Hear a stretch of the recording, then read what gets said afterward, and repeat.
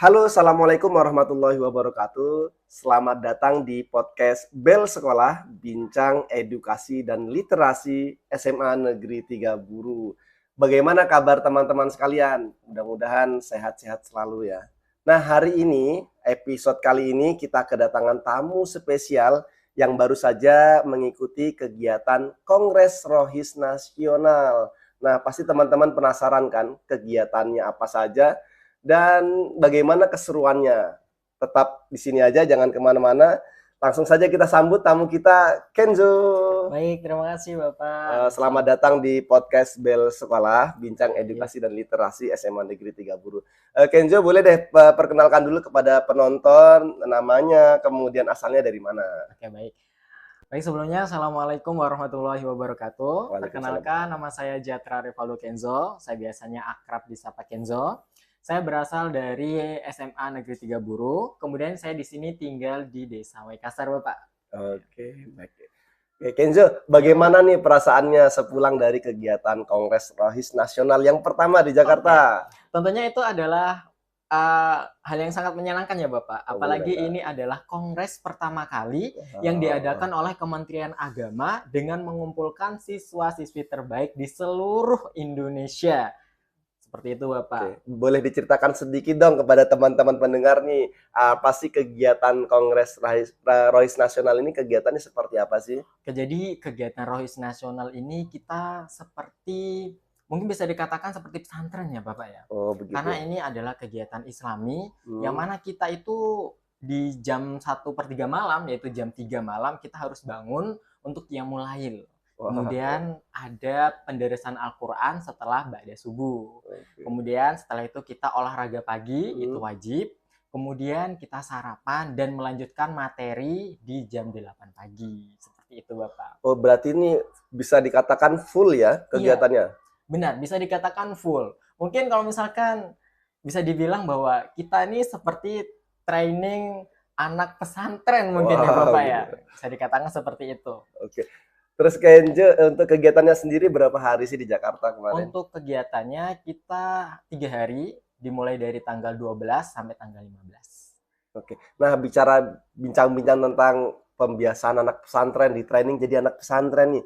Nah, kalau Kenzo sendiri bagaimana nih adaptasinya dengan, kan pasti ketemu teman-teman dari seluruh Indonesia kan? Ya. Nggak cuma dari Maluku, ketemu dari Jawa Barat, dari barat sampai timur ketemu. Ya. Nah, bagaimana pembiasaan penyesuaian diri Kenzo sama teman-teman dan lingkungan ketika kegiatan Kongres Rohis Nasional? Oke. Kalau untuk menyesuaikan diri saya sendiri Bapak, saya di sini menyesuaikan dengan logat bicara mereka dulu. Oh, gitu. Karena setiap provinsi itu memiliki kultur dan tata cara bicaranya masing-masing. Ya, Kayak contohnya Jawa Barat. Jawa Barat itu orangnya lembut, beda seperti kita orang timur, Bapak. Ya, betul. Jadi ketika kita bicara dengan mereka, harus menurunkan nada bicara kita. Karena mungkin bisa jadi kita seperti ini ngomong biasa, tapi menurut mereka kita ini membentak-bentak. Oh, begitu, Maka betul. dari itu, setiap saya pengen berkenalan dengan seseorang, saya lihat dulu provinsinya dari mana, agar saya bisa menyesuaikan bagaimana tata cara saya bicara dengan orang tersebut. Seperti itu. Jadi selama kegiatan Kongres Rohis Nasional ini berarti Kenzo sudah mencoba interaksi ya dengan rekan-rekan yang ada di provinsi lain ya? Iya, itu harus, karena kapan lagi sih Pak kita bisa ketemu dari Sabang sampai Merauke gitu. Kalau tidak kita lakukan interaksi, rugi banget itu Pak. Apalagi dengan seperti itu kita bisa menambah teman dan juga bisa menambah wawasan adat budaya dan apa saja yang mungkin bisa menjadi pembekalan kita di masa depan. Nah, teman-teman pasti banyak yang penasaran nih Kenzo. Oke. Kok Kenzo bisa terpilih sampai ke Jakarta sih mewakili dari sekian ratus ribu siswa muslim SMA, SMK di Kabupaten Buru, bahkan di Provinsi Maluku. Kenzo ini termasuk salah satu, kemarin 9 orang Kenzo ya? Iya, 9 orang. 9 orang. Bagaimana sih ceritanya awal mulanya Kenzo bisa terpilih dari ratusan ribu siswa muslim di Provinsi Maluku? Kok Kenzo bisa terpilih? Bagaimana ceritanya? Jadi ceritanya tuh awal mula tuh saya juga bingung dan kaget. Oh, kaget. Karena pertama saya direkomendasikan oleh guru agama yaitu Bapak Anhar sendiri. Kemudian dari pihak kabupaten menyeleksi dari beberapa orang. Kemudian alhamdulillah dari nominasi tersebut mungkin dari segi, saya kurang tahu yang dinilai itu dari segi apa, Tapi alhamdulillah dari semua nominasi saya masuk sampai ke provinsi. Kemudian sampai provinsi, di sana kita ketemu guru pendamping provinsi, yang mana guru pendamping juga termasuk menyeleksi, mulai dari bagaimana ketertiban kita, kemudian Zoom kita, cepat tanggap kita, public speaking kita, wawasan kita, dan bagaimana tentang wawasan agama kita terutama, itu ditanyakan oleh guru pendamping tersebut. Sebenarnya itu sudah dari 9 anak yang terpilih dari masing-masing kabupaten itu sudah mau difikskan. Tapi ada 2 anak yang memang belum saatnya mungkin kemudian digantikan oleh temannya. Karena ya dari ketertiban waktu dan juga dari tanggapannya itu kurang, Bapak. Karena untuk Kongres Rohis Nasional 1 ini itu diperuntukkan untuk orang yang cepat tanggap, bukan orang yang cuma duduk hanya menyimak, itu tidak. Karena nanti di sana banyak kegiatan yang memang bersifat seperti itu. Oke, nah jadi buat teman-teman yang penasaran, jadi Kenzo ini berangkat dari rekomendasi. Tentunya rekomendasi berangkat tidak asal pilih. Ada beberapa pertimbangan yang dirasa memang Kenzo mampu untuk mengikuti kegiatan. Dan alhamdulillah Kenzo bisa melewati setiap tahap ya, sampai ke nasional dan sekarang sudah tiba lagi di SMA Negeri 3 Buru. Nah, Kenzo, selanjutnya nih kan setelah pulang dari Kongres Rohis Nasional, rencana ke depan apa nih buat kegiatan di sekolah lah, minimal di SMA Negeri 3 Buru, kegiatannya seperti apa rencananya? Kalau rencana dari saya sendiri, itu dari program, kebetulan alhamdulillah, saya juga termasuk pengurus Rohis Provinsi, walaupun saya tidak masuk nominasi pengurus Rohis Nasional, tapi masih bersyukur saya masuk pengurus Rohis Provinsi. Di sini kita mengadakan agenda yang mana kita tuh ada target minimal setiap anak muslim itu bisa membaca Al-Quran, Bapak. Karena mungkin seperti kita tahu, terutama di tempat kita sendiri, Bapak, kebanyakan remaja itu setelah pulang sekolah itu membantu kedua orang tuanya, sehingga ia tuh mungkin tidak ada waktu untuk mengaji. Seperti Bapak, kebanyakan kita di sini tuh adalah orang tua, Bapak. Ya mungkin capek, pulangnya malam. Mungkin dengan diadakan kegiatan rohis ini, kita bisa membantu orang-orang yang sebenarnya pengen belajar ilmu agama, tapi bingung waktunya seperti apa, Bapak. Mungkin kita mulai dari basic dulu, membaca Al-Quran. Kita mengenal dulu kitab kita seperti apa. Kemudian mungkin kita bisa belajar tentang tajwid, karena di dalam Al-Quran pasti ada tajwidnya.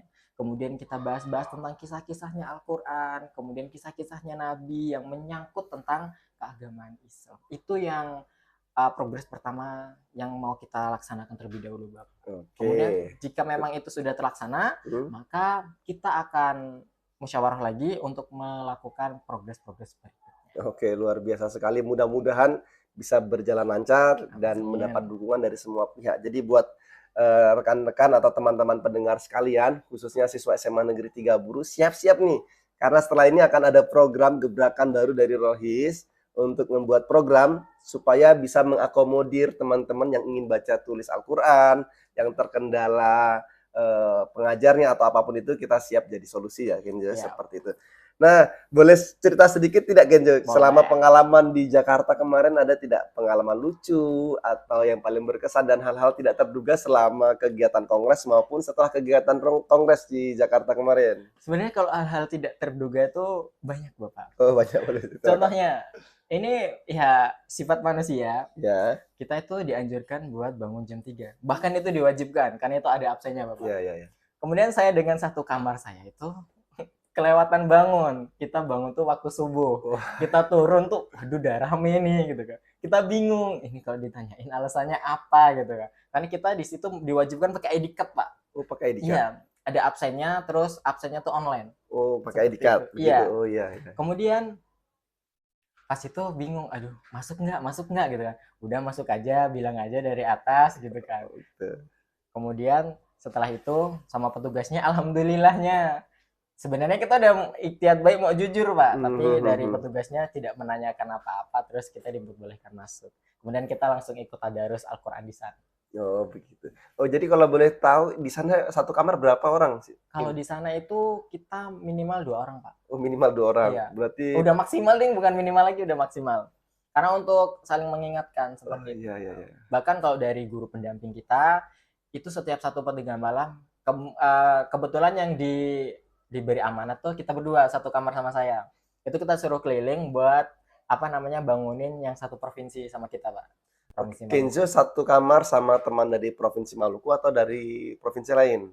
Dari Provinsi Maluku. Oh, Karena provinsi. kemarin itu sebenarnya dapat kabar bahwa kita itu diacak provinsinya. Iya. Tapi ternyata itu tidak. Kita tetap satu provinsi. Oke, luar biasa. Karena kemarin itu kita sudah menyiapkan sebuah cenderamata dari Maluku, asli. Kemarin tuh ada teman saya bawa minyak kayu putih, kemudian saya bawa keong yang dari pantai itu, kemudian sudah dibentuk gantungan kunci, kemudian saya kasihkan kepada finalis brand ambassador Rohis Nasional 1. Dari mana itu ke brand ambassadornya? Dari Gorontalo, Bapak. Gorontalo. Iya, dari Gorontalo. Saya berikan kepada beliau. Karena menurut saya beliau itu adalah orang yang terinspirasi, termasuk bisa menginspirasi semua rohis yang ada di tempat tersebut. Itu untuk cenderamata memang saling memberikan atau inisiatif sendiri nih? Oh, saya dari Maluku ingin memberikan kenang-kenangan. Atau memang semuanya saling menyiapkan juga? Sebenarnya untuk cenderamata, setiap itu inisiatif dari provinsi kita sendiri, Pak. Tapi ada beberapa provinsi yang timbal balik memberikan cenderamata dari provinsinya masing-masing. Oh iya. Dan kebetulan mungkin dari pihak brand ambassador tidak ada cenderamata, jadi beliau memberikan hal lain kepada saya. Oke, baik. Nah, Kenzo bisa kasih pesan atau motivasi nih buat rekan-rekan siswa atau teman-teman yang ingin aktif di Rohis nih. Boleh kasih pesan-pesan atau motivasi sedikit buat teman-teman? Oke, baik. Kalau pesan dari saya atau sekali saya gabung sama motivasi ya, Bapak? Boleh. Jadi sebenarnya kita itu tidak usah malu untuk belajar ilmu agama. Kita di sini sama-sama tahu agama itu tidak mempersulit umatnya, tapi agama itu mempermudah umatnya bagi umatnya yang mau berusaha. Ketika kita mau berusaha, maka niscaya itu akan dipermudah oleh Allah Subhanahu wa taala. Ingat, di sini di Rohis itu tidak ada yang pintar dan tidak ada yang bodoh, semua sama-sama belajar. Entah itu saya ataupun nanti guru pembinanya. Kita di sini sama-sama belajar, sama-sama memulai dari nol. Walaupun di sini ya saya bukan bagaimana, walaupun saya pernah ikut Kongres Rohis Nasional 1, bukan berarti saya paling pol, tapi di sini saya juga masih butuh ilmu yang banyak untuk mempersiapkan Kongres Rohis Nasional berikutnya, Bapak. Oke. Terakhir nih Kenzo, satu kalimat, apa arti Kongres Rohis Nasional bagi Kenzo?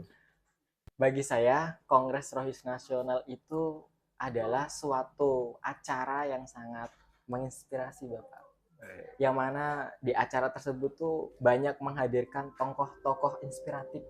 Salah satunya ada A.A. Raffi Ahmad. Kemudian sebenarnya ada Mbak Najwa Shihab, Pak. Cuman kebetulan mungkin karena Mbak Nananya lagi ada suatu urusan, sehingga beliau tidak bisa hadir. Kemudian dari Bapak Kementerian Republik Indonesia, itu juga termasuk hadir, Pak. Beliau memberikan motivasi bahwa belajar itu di mana saja bisa. Bahkan ketika kita mau berusaha, maka niscaya kita akan mendapatkan apa yang kita usahakan tersebut. Karena hakikatnya tidak ada usaha yang mengkhianati hasil. Wah, seru banget ya teman-teman ngobrol bareng Kenzo. Banyak hal baru yang kita dapat tentang pengalaman mengikuti kegiatan Kongres Rohis Nasional. Sekali lagi Kenzo, terima kasih sudah mau datang berbagi cerita di podcast Bel Sekolah, Bincang Edukasi Literasi. Dan buat teman-teman pendengar sekalian, terima kasih sudah mengikuti kita dari awal sampai akhir. Sampai jumpa di episode berikutnya. Saya undur diri. Assalamualaikum warahmatullahi wabarakatuh.